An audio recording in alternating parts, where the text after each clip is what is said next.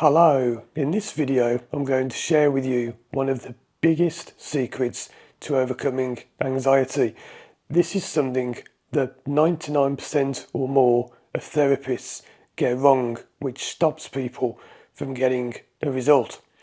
Now when I tell you what this secret is, you may not like it at first, and you might want to go and pick up your pitchfork and march down the street with a torch shouting, oh, you're a bad therapist, you can't say that, you can't do that. Please listen to the explanation before you grab your pitchfork and start marching down the street, okay? Because it doesn't make any sense to begin with, but when you listen to it, and you'll start to think, oh yeah, I get it now. So what is this secret? The big secret to fixing anxiety is to stop fixing it. Oh, you're a bad therapist. Oh, you're not fixing your client's problems. Oh, you can't be doing that. This is where everybody goes wrong. If you've been for therapy, did your therapist fix the problem? Did they do something to fix it? Did they lie you down and tell you to relax? Did they read you a story? Did they put you through a procedure to fix it? That's why it didn't work. Because, you see, the only way you can fix the problem is to investigate what it really is. I can guarantee you, I promise you this, your problem is not what you think it is. The fear of driving has nothing to do with driving. The fear of heights has nothing to do with heights. Whatever you think your problem is, fear of being in public, a fear of needles, of dentists, whatever your fear or phobia is, it isn't. That is just how it presents itself. It's how it comes out. So when you drive, the problem, the true problem, comes out. It isn't driving. And people say, oh, it is, it's got to be driving because it happened when I drive. And it was when I had a crash and it happened. It's not. Oh, yes, it is. It's not. Most therapists make one of two mistakes. They either work directly on the symptom. So you go to them with driving anxiety and they talk about driving, cars, roads. It's nothing to do with any of that. The other one is they think they've got the solution and they tell you, we've got to do this, we've got to regress you back to your childhood and you've got to relive a scene from your childhood where you picked up this trauma because all anxiety comes from childhood. No, don't do it like that. When I trained as a therapist, this was probably the single most difficult thing for me and others I trained with to do.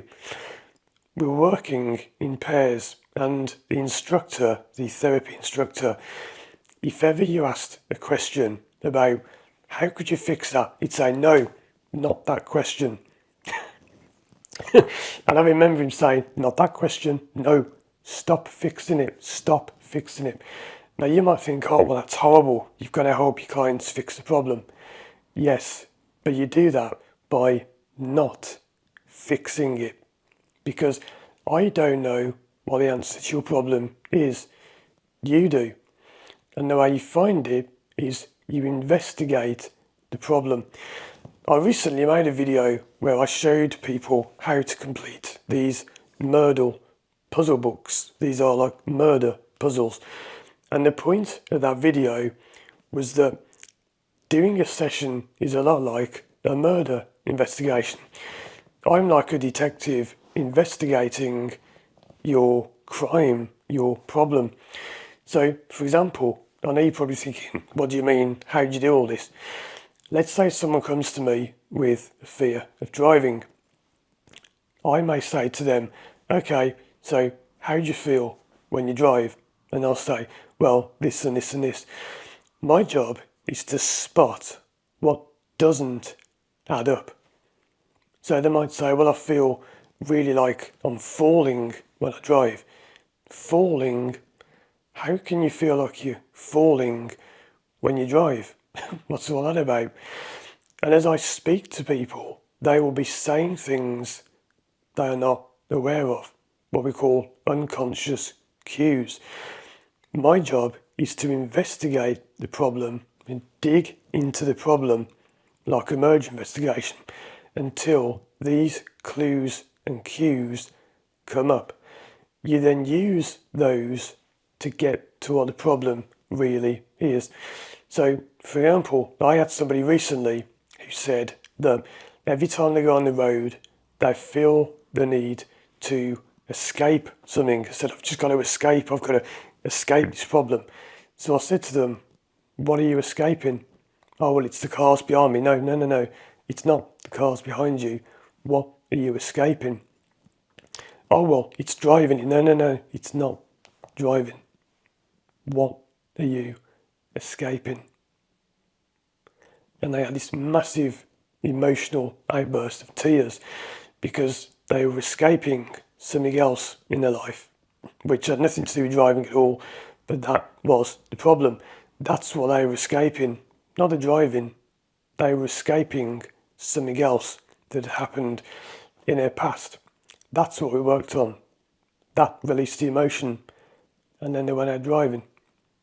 So you see, the way you fix a problem is stop trying to fix it. Stop looking for the driving solution, the regression, the technique that will do this and unlock something. You don't do that. There are other methods I use, but this is one of the most effective by far. You talk about the problem and people say, what's the difference between this and talk therapy? Because talk therapy, they don't really know what to do. It's just blah, blah, blah, blah, blah, blah, blah, blah, blah, blah, blah, blah, blah, blah, blah, blah. What I'm doing that they are not doing is I'm aware of the unconscious cues. So what are these unconscious cues? It may be that I could spend hours teaching you this.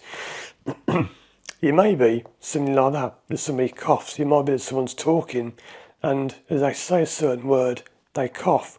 Or they might stare off. They might be saying, it's whenever I drive and I just need to escape. And then it's very hard to explain how I do this because I'm not here to train you to be a therapist. But it's the way people say things, the way they act. Some people might keep swallowing hard when they say a certain word. It's like, oh, it's my driving. Whenever I go at speed, and if they keep doing that, if it's a one-off, doesn't mean a thing. But if they keep doing it, you look for these unconscious things. Talk therapists wouldn't spot that because they don't know they exist. And if you want to see me do a video where I'll demonstrate this, there's one I'll link to at the end. But simply stop fixing your problem because you're doing something that won't work on something that isn't even the problem. The way you fix it is to investigate, what is this problem really? It's not driving. It's driving. It's not driving. I can promise you. It's something else. And when you dig into that and you investigate what it truly, originally is or was, because feelings and problems can change over the years, your driving anxiety is more likely to be a fear of something at school, giving a presentation, and people watching this now might be thinking, oh, I didn't like doing presentations at school. But you don't do presentations anymore, so maybe it's shifted into driving. That's how it works. Problems change the way they present. And if you work on the way it's presenting now, you'll get nowhere because that isn't the problem. That's how it's coming out. That's not what it actually is. You go back and back and back. And when you get to the original root cause of your problem, you'll know, because there'll normally be an outburst of emotion, crying, laughter, coughing. There'll be something that happens and you'll know when you've got to the root cause. What's that got to do with driving? Nothing. That's the whole point. It's nothing to do with it. Most therapists don't know that.